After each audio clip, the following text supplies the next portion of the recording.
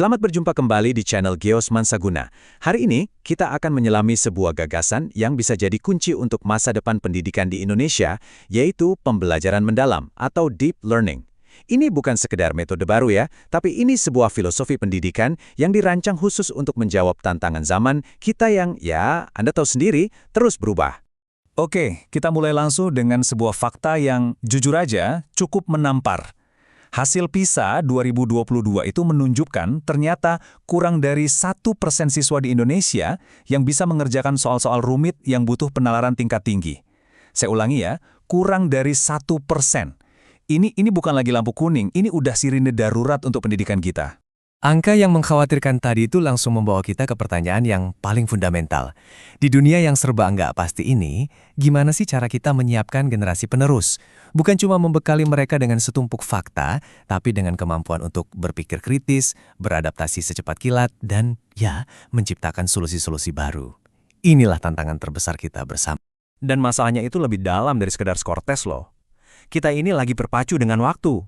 Kemampuan literasi dan numerasi yang masih rendah, jurang yang dalam soal keterampilan berpikir kritis, semua ini terjadi pas kita lagi di ambang bonus demografi 2035 dan visi Indonesia Emas 2045.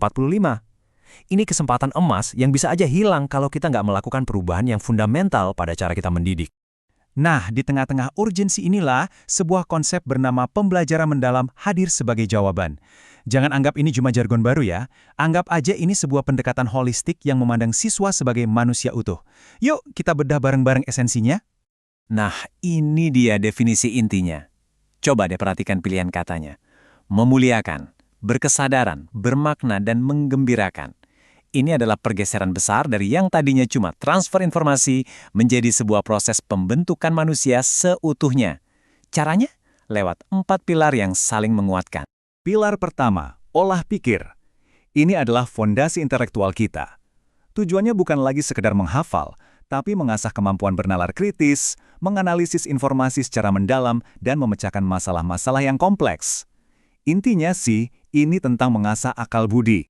Kedua, olah hati. Kenapa? Karena kecerdasan tanpa hati nurani itu bisa berbahaya. Di sini, fokusnya adalah membentuk karakter yang kuat, menumbuhkan empati yang tulus pada sesama, dan menanamkan nilai luhur sebagai kompas moral dalam setiap tindakan mereka. Pilar ketiga adalah olah rasa. Ini tentang memperhalus kepekaan siswa, kemampuan untuk mengapresiasi keindahan, merasakan emosi orang lain, dan yang paling penting, membangun hubungan antar manusia yang sehat dan penuh makna. Bisa dibilang, inilah inti dari kecerdasan sosial. Terakhir, tapi sama fundamentalnya, adalah olahraga. Karena tubuh yang sehat adalah rumah bagi pikiran yang cemerlang dan jiwa yang tangguh. Pilar ini bukan cuma soal kebugaran, tapi juga soal membentuk karakter lewat sportivitas, disiplin, dan kerja keras. Oke, filosofinya kedengeran ideal banget ya. Tapi gimana cara menerapkannya di ribuan sekolah di seluruh Indonesia? Nah, disinilah letak kekuatannya. Ada sebuah kerangka kerja yang jelas, sebuah peta jalan yang mengubah konsep indah ini menjadi aksi nyata di ruang kelas. Dan ini dia kerangka kerjanya. Mungkin kelihatan agak rumit ya pas pertama kali lihat, tapi jangan khawatir, ini sangat logis kok. Anggap aja ini cetak biru untuk membangun pembelajaran yang berkualitas. Yuk, kita bongkar lapis demi lapis. Mulai dari tujuan akhirnya yang ada di bagian paling tengah. Kita mulai dari tujuan utamanya, wujud nyata dari siswa hasil pembelajaran mendalam itu seperti apa sih? Nah, inilah dia, 8 dimensi profil lulusan. Bukan cuma soal nilai di rapor, tapi soal kualitas manusia utuh. Mulai dari keimanan, kemampuan bernalar kritis, kreativitas, sampai keterampilan berkomunikasi. Inilah potret generasi masa depan yang kita tuju. Untuk mencapai profil lulusan tadi, setiap kegiatan belajar harus berlandaskan pada 3 prinsip ini. Berkesadaran, artinya siswa adalah subjek bukan objek belajar. Bermakna, artinya apa yang dipelajari itu nyambung dengan dunia nyata. Dan menggembirakan, karena proses belajar yang paling efektif adalah yang dijalani dengan sukacita. Lalu, gimana siswa mengalaminya di kelas? Lewat 3 jenjang pengalaman ini.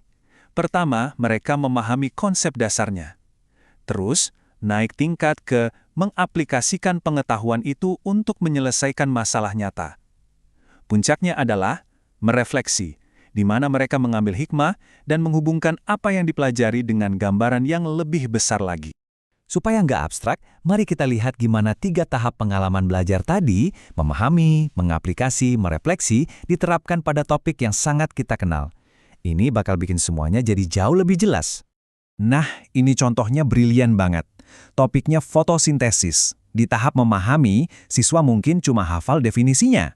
Tapi di tahap mengaplikasi, mereka bisa menganalisis dampaknya ke ketersediaan pangan di lingkungan sekitar. Dan puncaknya, di tahap merefleksi, mereka bisa mengaitkan fotosintesis dengan isu global kayak krisis iklim dan ketahanan pangan dunia. Jelas banget kan beda kedalamannya? Tentu saja, semua proses tadi nggak bisa jalan sendiri. Perlu ada dukungan dari 4 pilar ini. Cara mengajar guru yang inovatif, kemitraan yang kuat dengan orang tua, lingkungan belajar yang fleksibel, dan pemanfaatan teknologi secara cerdas. Keempatnya ini adalah ekosistem yang bikin pembelajaran mendalam bisa tumbuh subur. Kita udah membedah cukup dalam nih, mulai dari masalah yang kita hadapi, filosofi solusinya, sampai kerangka kerja praktisnya. Sekarang, saatnya kita tarik benang merah dan merenung. Apa sih arti semua ini bagi kita semua, baik sebagai pendidik, orang tua, maupun bagian dari masyarakat? Jadi, poin krusialnya adalah ini. Kita punya tantangan nyata dalam menyiapkan generasi masa depan. Pembelajaran mendalam menawarkan solusi yang bukan tambal sulam, tapi holistik, lengkap dengan peta jalan yang jelas. Tujuannya cuma satu, melahirkan lulusan yang gak cuma pintar, tapi juga manusia yang tangguh, berkarakter, dan siap menjawab panggilan zaman. Nah, penjelasan kita sampai pada sebuah pertanyaan reflektif untuk Anda. Transformasi besar itu kan nggak terjadi dalam semalam, tapi selalu dimulai dari langkah-langkah kecil yang konsisten. Entah Anda seorang guru, kepala sekolah, atau orang tua, coba pikirkan, apa satu hal sederhana yang bisa Anda lakukan besok untuk mulai menyemai benih pembelajaran mendalam. Terima kasih telah menyimak, sampai jumpa di pembahasan selanjutnya.